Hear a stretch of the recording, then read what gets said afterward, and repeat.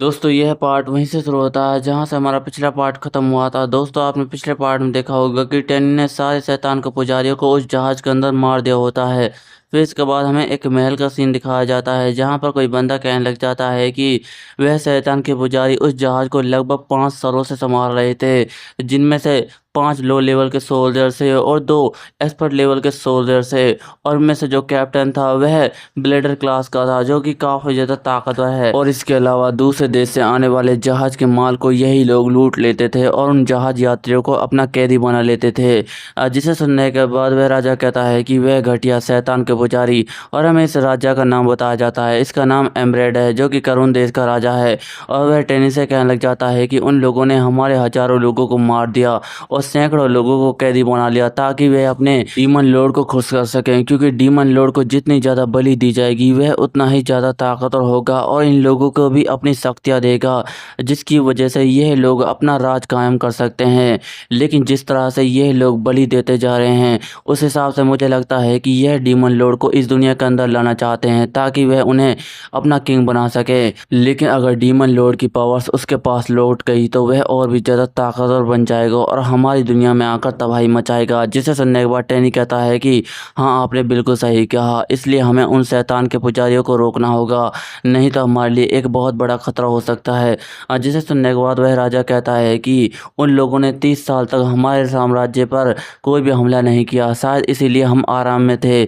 लेकिन तुमने उन शैतान के पुजारियों को मारकर हमारे लिए एक बहुत बड़ा खतरा कम कर दिया है। लेकिन मुझे नहीं पता कि मुझे तुम्हारा शुक्रिया कैसे अदा करना चाहिए। मैंने सुना है कि तुम्हारे पास एक बहुत ही ज़्यादा कमाल की स्पिरिट है, जिसकी मदद से तुमने उस सारे के सारे शैतान के पुजारियों को एक ही बार के अंदर ढेर कर दिया था। तुम सचमुच बहुत ही ज़्यादा कमाल के हो, तुम्हारा बहुत बहुत शुक्रिया। लेकिन क्या क्या मैं एक बार तुम्हारी स्पिरिट को देख सकता हूँ? जिसे सुनने के बाद उसका सैनिक हैरान हो जाता है और कहने लग जाता है कि महाराज, आप ये क्या कह रहे हैं? वह लड़का एक एल्फ है और एल्फ हमारे लिए खतरा हो सकता है। और दोस्तों यह सैनिक टैनी को इसलिए एल्फ कह रहा होता है क्योंकि टैनी ने अपनी आइडेंटिटी बदल ली होती है और वह एक नोबल परिवार का लड़का बन चुका होता है। और हम देखते हैं कि टैनी अपनी पावर की मदद से मून वुल्फ को बाहर निकाल लेता है, जो बाहर आते ही जोर जोर से चीखने लग जाता है। और टैनी मुस्कुराते हुए कहने लग जाता है कि महाराज ने मुझसे एक रिक्वेस्ट की है, मुझे उसकी रिक्वेस्ट को पूरा ही करना होगा। और हम देखते हैं कि वह राजा मून वुल्फ को देखने के बाद बहुत ही ज़्यादा हैरान हो जाता है और कहने लग जाता है कि जैसा कि मैंने सोचा था, यह बिल्कुल वैसा ही है। मैंने आज एक स्पीड को देखा जो कि बहुत ही ज़्यादा कमाल की है। इस कमाल की स्पीड को देखने के बाद मेरा दिल आज बहुत ही ज़्यादा खुश है। तुम्हारा बहुत बहुत शुक्रिया बच्चे। और वह राजा अपने सैनिकों से कहने लग जाता है कि मुझे इस लड़के से अकेले में कुछ बातें करनी है, इसलिए तुम यहाँ से जा सकते हो, हमें अकेला छोड़ दो। जिसे सुनने के बाद उसके सैनिक हैरान हो जाते हैं और कहने लग जाते हैं कि माय लॉर्ड, आप यह क्या कह रहे हैं? और टैनी अपने मन में कहने लग जाता है कि वह मुझ जैसे अनजान लड़के से अकेले में कुछ बातें करना चाहता है। इसका क्या मतलब है? क्या इसके दिमाग में कुछ गलत चल रहा है? और वह सैनिक कहता है कि माय लॉर्ड, प्लीज़ अपने ऑर्डर को वापस ले लीजिए। हम किसी भी अनजान लड़के के सामने आपको अकेला बिल्कुल भी नहीं छोड़ सकते। ये आपकी सुरक्षा का सवाल है।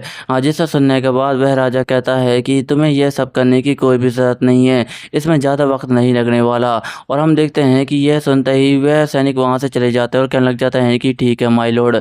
और हम देखते हैं कि टैनी और वह राजा उस कमरे में अकेले होते हैं और वह राजा कहने लग जाता है कि यंग हीरो, तुमने हमारी बहुत ही ज़्यादा मदद की है, अब तुम्हें ज़्यादा परेशान होने की कोई भी ज़रूरत नहीं है।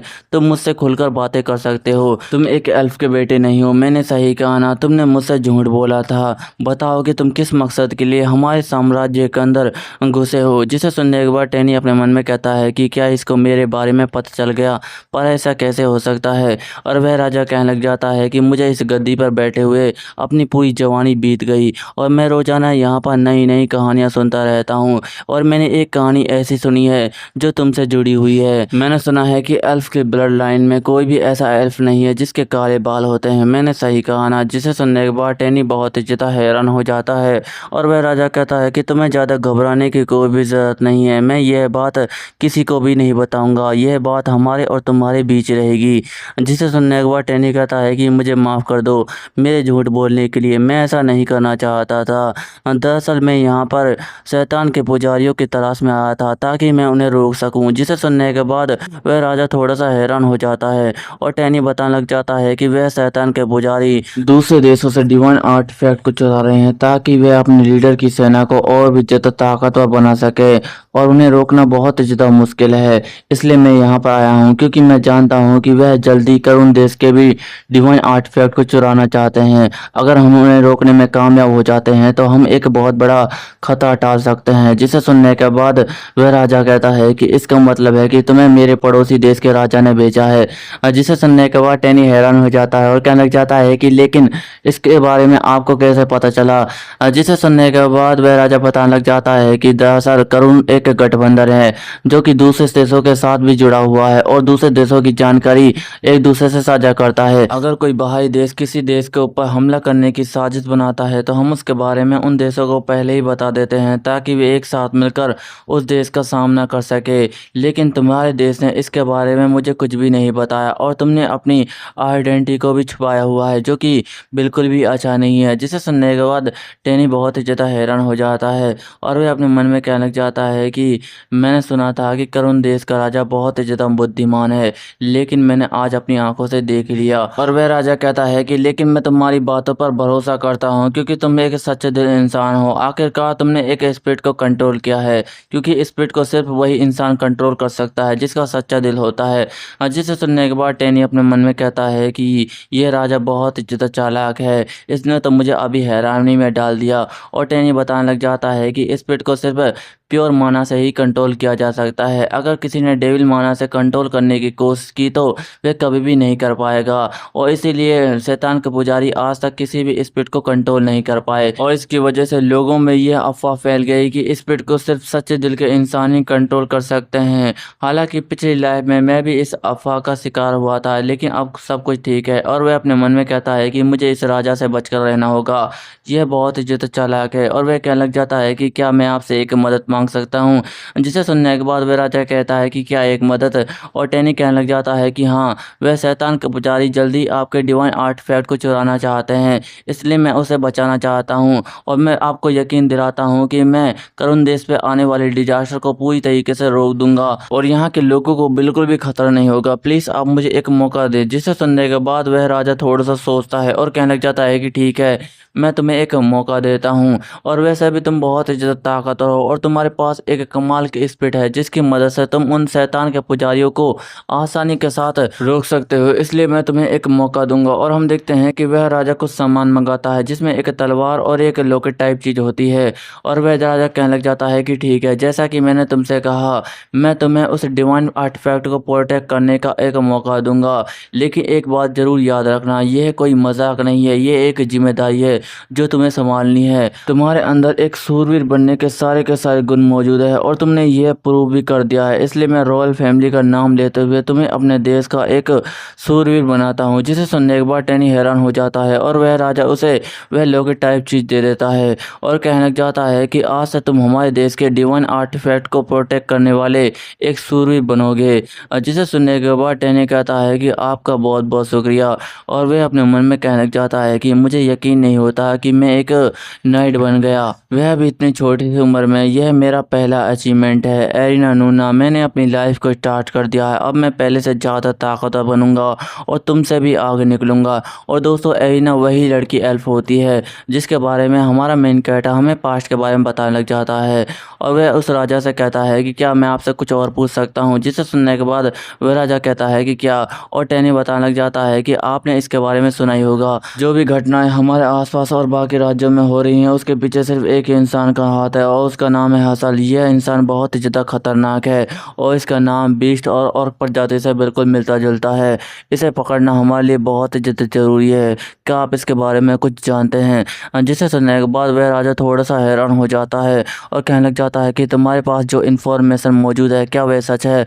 जिसे सुनने के बाद टैनी अपने मन में कहता है कि इस राजा के एक्सप्रेशन को क्या हुआ, ये थोड़ा सा अजीब लग रहा है, क्या इसके बारे में कुछ जानता है। और टैनी बताने लग जाता है कि दरअसल कुछ दिन पहले मैंने एक फिफ्थ सर्कल कल ब्लैक मैजिशियन को पकड़ा था क्योंकि उसने मेरी जान लेने की कोशिश की थी। जब मैंने उससे जानकारी निकालने की कोशिश की तो उसने सिर्फ अपने लीडर का ही नाम बताया और बाकी जानकारी वह मुझे बताने ही वाला था कि अचानक से उसका सर फट गया। ऐसा लगता है कि जैसे उसके ऊपर एक स्पेल किया गया था। जिसे सुनने के बाद वह राजा कहता है कि अब तुम यहाँ से जा सकते हो, मुझे इसके बारे में कुछ भी नहीं पता, मैं तुम्हें सोच कर बताऊंगा। फिर इसके बाद हम एक मॉन्स्टर को देखते हैं जो कि सो रहा होता है और यह क्रैकन होता है। और हम देखते हैं कि वहाँ पर एक ब्लैक मैजिशियन भी होता है जो अपने जादू की मदद से समुद्र के नीचे आया हुआ होता है और वह कुछ जादू टाइप चीज कर रहा होता है। और पीछे का जादूगर कहने लग जाता है कि जैसा कि मैंने सोचा था यह बिल्कुल वैसा ही है, तुम्हारे जादू की मदद से ये हील हो रहा है, तुम्हें बस थोड़ी देर और ऐसा करना है ताकि मैं इसे कंट्रोल कर सकूं। जिसे सुनने के बाद वह जादूगर कहता है कि लेकिन मैं बहुत ज्यादा थक चुका हूँ।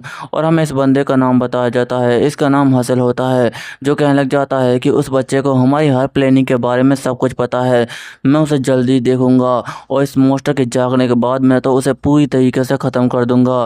फिर इसके बाद हमें टैनी को दिखाया जाता है जो बहुत सारे सैनिकों के पास आ चुका होता है। जिसे देखने के बाद वह सैनिक कहता है कि ये एक बच्चा है, मुझे यकीन नहीं होता कि इस बच्चे ने अकेले उन शैतान के पुजारियों को मार दिया था। जिसे सुनने के बाद दूसरा बंदा कहता है कि हाँ तुमने बिल्कुल सही कहा, ये तो सिर्फ एक बच्चा है। जिसे सुनने के बाद वह सैनिक कहता है कि तुम्हें ज़्यादा चिंता करने की कोई भी ज़रूरत नहीं है, ये एक आधा एल्फ है और तुम इसे कम समझने की गलती बिल्कुल भी मत करना, यह बहुत ज़्यादा ताकतवर है। मुझे पूरे यकीन है कि तुम इसके आसपास रहोगे और इससे दोस्ती करने की कोशिश करोगे। और हमें इस सैनिक का नाम बताया जाता है, इसका नाम मैसन होता है जो कि डिवाइन आर्टिफैक्ट का प्रोटेक्टर है। और वह चिल्लाते हुए कहने लग जाता है कि कम से कम हमारे हाथ एक कचरा तो नहीं आया, ये एक बहुत ही ज़्यादा कमाल का बच्चा है और इसकी रैंक हमसे ज़्यादा है। इसका मतलब है कि ये हमसे ज़्यादा ताकतवर बनेगा और हमसे भी ज़्यादा आगे जाएगा, तुम बहुत ही ज़्यादा कमाल के हो। और हम देखते हैं कि उस सैनिक की बातें सुनने के बाद वे सारे के सारे बंदे काफ़ी ज़्यादा हैरान हो रहे होते हैं और टैनी भी उसकी बातें सुनने के बाद परेशान हो जाता है और अपने मन में कहने लग जाता है कि यह क्या था, क्या मुझे ये कचरे का टुकड़ा कह रहा है। और वह अपने मन में राजा की बातों को याद कर रहा होता है जहाँ पर वह राजा से कहने लग जाता है कि मैं यहाँ पर नया नया आया हूँ और आपने मुझे एक खास पोजीशन दे दी है, क्या इसकी वजह से बाकी के सैनिक नाराज नहीं हो जाएंगे, वह तो मुझ पर हमला करेंगे। जिसे सुनने के बाद वह राजा कहता है कि तुम्हें ज़्यादा चिंता करने की कोई भी ज़रूरत नहीं है, मेरे सारे के सारे सैनिक बहुत ज़्यादा फ्रेंडली है और वे लोगों से अच्छी तरीके से दोस्ती कर लेते हैं। और वैसे भी जो पोजीशन मैंने तुम्हें दी है वह एक डिवाइन आर्टिफैक्ट को प्रोटेक्ट करने की पोजीशन है जो कि इतनी भी ज़्यादा खास नहीं है, क्योंकि डिवाइन आर्टिफैक्ट हमारे लिए कुछ भी नहीं है, ये एक सिंबल है जिसे हम प्रोटेक्ट करते हैं। और बाकी के सारे सैनिक इसे देखने के बाद काफ़ी ज़्यादा बोर हो रहे हैं और इसे प्रोटेक्ट नहीं करना चाहते। उनका मानना है कि यह सिर्फ एक सिंपल सी नौकरी है। जिसे सुनने के बाद टैनी अपने मन में कहने लग जाता है कि क्या कहा सिंपल, यह सिंपल जॉब है। और वह कहने लग जाता है कि नहीं, तुम सब फेलियर हो, तुम सब लोग कमज़ोर हो चुके हो जो ऐसी ऐसी बातें करते हो, शायद तुम लोगों को पता नहीं है कि तुम्हारी तरफ कितना बड़ा खतरा आ रहा है। मैं जानता हूँ कि तुम मुझे देखने के बाद बिल्कुल शांत हो, लेकिन तुम्हारे अंदर भी कुत्ते फाइट कर रहे होंगे मुझे मारने के लिए। और वह उस सैनिक से कहता है कि क्या मैं आपसे सर मैसन कह सकता हूँ। जिसे सुनने के बाद वह कहता है कि सर मैसन, देखो टैनी सर, आपको यह कहने की कोई भी ज़रूरत नहीं है और मुझे इसकी कोई भी परवाह नहीं है, लेकिन आपको थोड़ा सा ताकतवर होने की ज़रूरत है। जिसे सुनने के बाद टैनी अपनी स्पीड को बाहर निकाल लेता है और उन सैनिकों को डरा देता है। जिसे देखने के बाद वह सैनिक काफ़ी ज़्यादा हैरान हो जाते हैं और टैनी कहने लग जाता है कि तुम सब लोग बहुत ही ज़्यादा कमज़ोर हो और तुम मुझसे कभी भी फाइट नहीं कर सकते, इसलिए तुम मुझसे आज से इज्जत से बात करोगे। मैं यहाँ पर शैतान के पुजारियों को मारने के लिए आया था, लेकिन मुझे लगता है कि मुझे यहाँ पर अपना एग्जाम्पल सेट करना होगा। मैं लोगों को सिर्फ एक ही चांस देता हूँ, अगर तुमने कुछ गड़बड़ करने की कोशिश की तो तुम मेरे हाथों से मारे जाओगे। जिसे सुनने के बाद वह बंदे डर जाते हैं और कहने लग जाते हैं कि हम कुछ भी नहीं करेंगे। जिसे सुनने के बाद टैनी कहता है कि तुमने बिल्कुल सही कहा, मैं तुम्हें अपने साथ साथ बहुत ही ज़्यादा ताकतवर बनाऊंगा, तुम्हें मेरे साथ ट्रेनिंग करनी है। जिसे सुनने के बाद वह सैनिक कहते हैं कि हम समझ गए सर। फिर इसके बाद टैनी उस राजा की बातों को याद कर रहा होता है और अपने मन में कहने लग जाता है कि जब मैंने हसल का नाम लिया तो उस राजा का चेहरा बिल्कुल बदल गया था, यह बहुत ही ज़्यादा अजीब है, क्या उसके बारे में वह कुछ जानता है, मुझे इसकी जानकारी जल्द से जल्द निकालनी होगी। और अचानक से टैनी को आवाज़ आती है कि क्या तुम यहाँ के नए स्टार हो, मैंने इसके बारे में सुना ही था कि तुमने शैतान के पुजारियों को मारा है, तुमसे मिलकर मुझे बहुत ज़्यादा अच्छा लगा। मेरा नाम ट्रूमन है और मैं डिवाइन आर्टिफैक्ट को प्रोटेक्ट करने वाले सैनिकों का कैप्टन हूँ। जिसे सुनने के बाद टैनी कहने लग जाता है कि आपसे मिलकर मुझे बहुत ज़्यादा अच्छा लगा और वह अपने मन में कहने लग जाता है कि क्या कहा एक कैप्टन, यह तो सिर्फ एक बुड्ढा है जो कि एक्सपर्ट लेवल पर है और ये एक्सपर्ट लेवल होने के बावजूद भी एक कैप्टन है, ऐसा नहीं हो सकता। और वह बंदा कहने लग जाता है कि मैंने सुना है कि तुमने अपनी मर्जी से ही इस डिवाइन ग्रुप को ज्वाइन किया है, इसका क्या मतलब है?